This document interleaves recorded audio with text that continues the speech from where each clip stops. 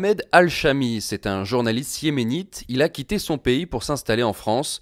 Connu pour ses prises de position contre le régime en place, Al-Shami lutte aussi contre les groupes islamistes. Portrait d'un journaliste exilé avec Reski Kara. La liberté d'expression ne doit pas avoir de limite. Le journaliste a le droit d'écrire et de dire ce qu'il pense librement. Ces propos illustrent bien le combat de Mohamed Al-Shami, un journaliste et militant des droits de l'homme.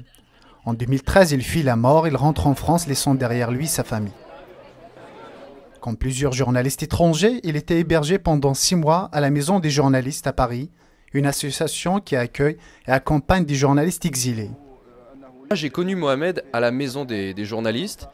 C'est un vrai militant qui passe son temps à défendre la démocratie et particulièrement la liberté d'expression. Connu pour son activisme, Mohamed, ou l'infatigable comme l'appellent ses amis, est un symbole d'une jeunesse arabe consciente et qui croit toujours à son avenir et au changement. Très présent sur les réseaux sociaux, un moyen qu'il utilise pour organiser des manifestations, des débats, pour sensibiliser les gens sur sa cause. Quitter mon pays, ça a été l'une des décisions les plus difficiles de ma vie. J'ai laissé ma femme, mes 2 enfants. Au Yémen, la mort m'entourait partout. J'étais la cible aussi bien du pouvoir que des islamistes. Je n'abandonnerai jamais mon combat. Mon choix de venir en France n'était pas anodin. La France est un grand pays, un pays de révolution, un pays des droits de l'homme. Le peuple français m'inspire pour continuer ma lutte pour un Yémen démocratique.